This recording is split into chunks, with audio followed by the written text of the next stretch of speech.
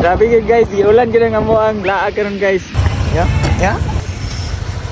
So what up to kuna kapso for today's video. Samahan niyo kaming bisitahin ang aming grandma sa Kibawi, Bukidnon guys. Malapit na sana kami guys kaso biglang bumuhos ang malakas na ulan. Sumilong muna kami dito sa tindahan guys at hinintaying humupa ang ulan. Tag-ulan talaga dito guys lalo na sa buwan ng Oktubre. At dahil hindi na nga masyadong malakas guys, sabay nagpatuloy na kami sa aming biyahe. At nakaugalian na nga pala namin guys na dumaan dito sa sementeryo para magtirik ng kandila kina mama at sa mga relatives ko guys. Kakarating na namin sa sementeryo at grabe sobrang lakas pa rin ng ulan guys. Pag-isip-isip namin at dito na lang muna magpalipas ng oras at hintayin humupa ang ulan. At dahil hindi na nga masyadong malakas ang ulan guys, na nagpatuloy na kami sa aming biyahe. I-flex ko nga pala tong bus terminal ng Kibawi, Bukidnon guys na talaga namang napakaganda at napakalinis. Dumaan lang pala muna kami dito saglit guys para bumili ng gatas ni Lola at saka tinapay. Pagkatapos naming bumili, abay umalis agad kami. Baka bumuhos na naman uli at malakas na ulan. Ito nga pala yung kapatid ko guys, ang driver namin for today's video.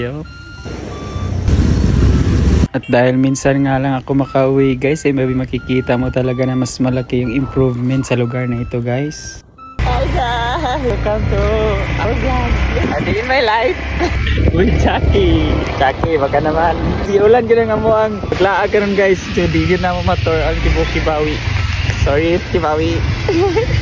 At malapit na kami makarating sa aming paroroonan guys. Abangan nyo ang next videos namin kasi marami pa akong ipapakita guys. Sawadee ka, flip back mo, ilaknik mo, mahonay. Thank you so much for watching. This is Video Pasino.